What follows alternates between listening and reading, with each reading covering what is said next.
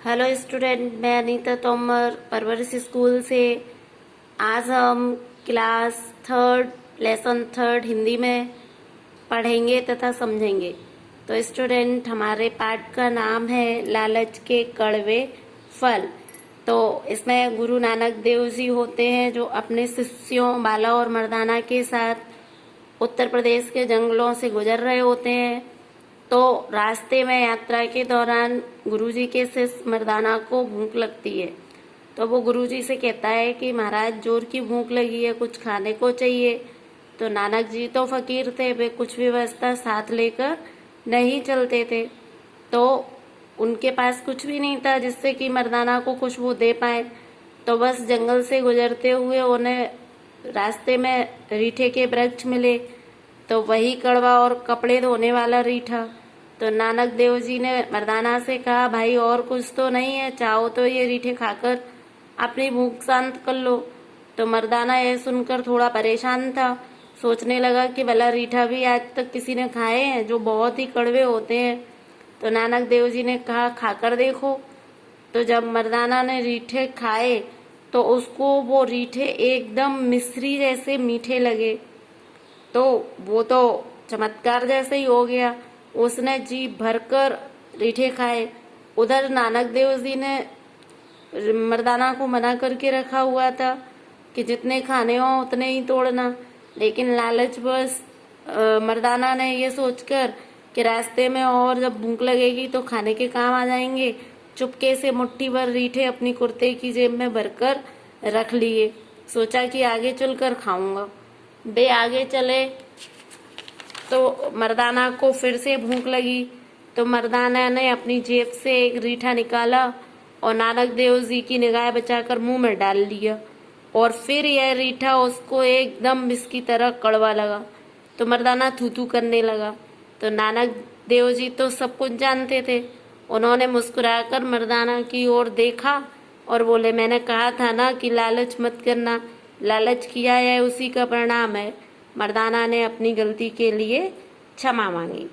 तो इस तरीके से स्टूडेंट ये आपका लेसन कंप्लीट होता है। अब आइए देखते हैं इसके शब्दार्थों को।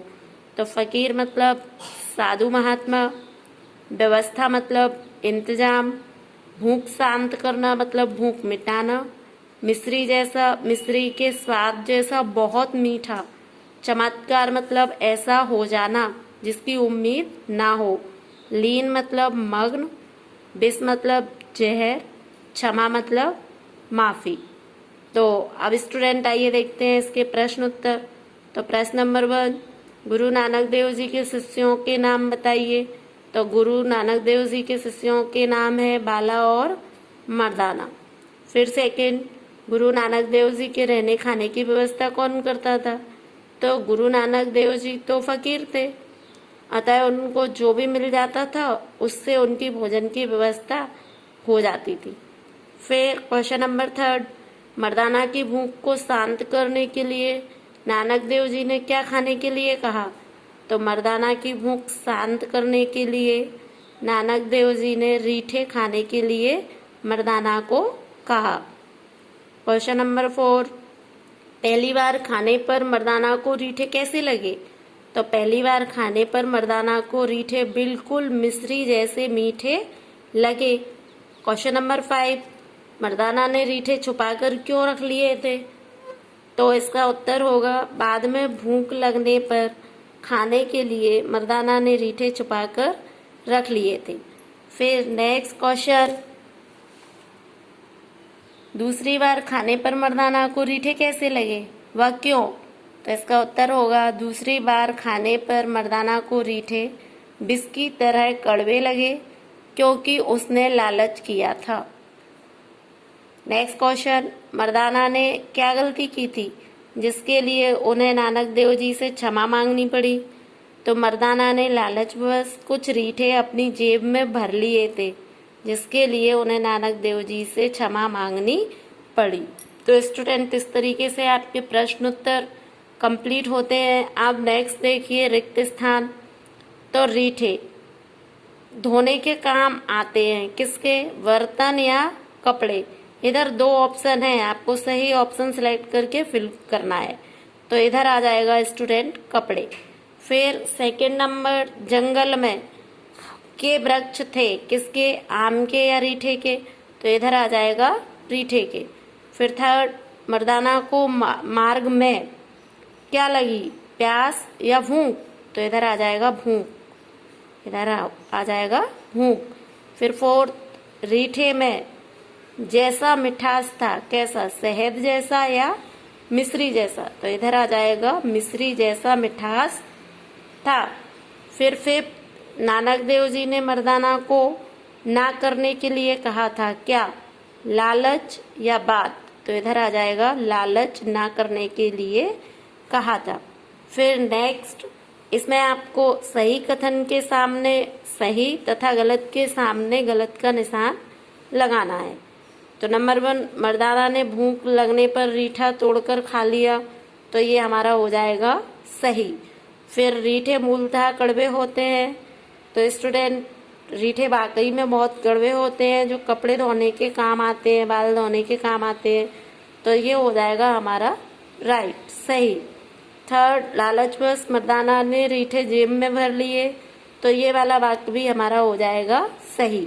फोर्थ, गुरु नानक देव जी ने मर्दाना को लालच करने के लिए डांटा, तो ये हो जाएगा गलत।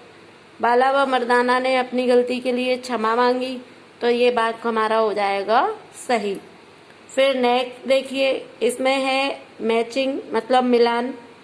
तो देखिए, मर्दाना को भूख लगी थी, आसपास कोई गांव ना था, लालच में आकर रीठे साथ ना बांध लेना, बीच रास्ते में मर्दाना को फिर भूख लगी, रीठा तो जैसे विष की तरह कड़वा था। तो इस तरीके से हमारी मैचिंग होती है कंप्लीट। फिर नेक्स्ट, विलोम शब्द मतलब उल्टे अर्थ वाले शब्द।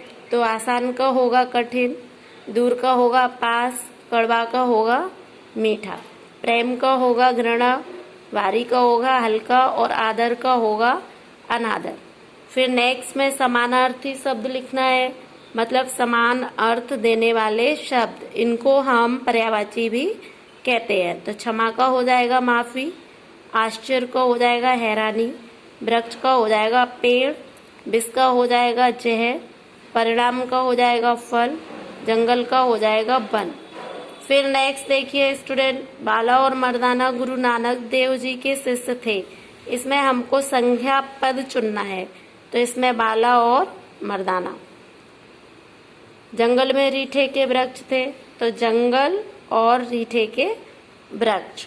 तो आई होप स्टूडेंट आपको ये लेसन तथा इसकी एक्सरसाइज अच्छे से समझ आ गई होगी। अब आप अपना CW वर्क कंप्लीट करेंगे तथा नेक्स्ट लेसन की रीडिंग करके रखेंगे।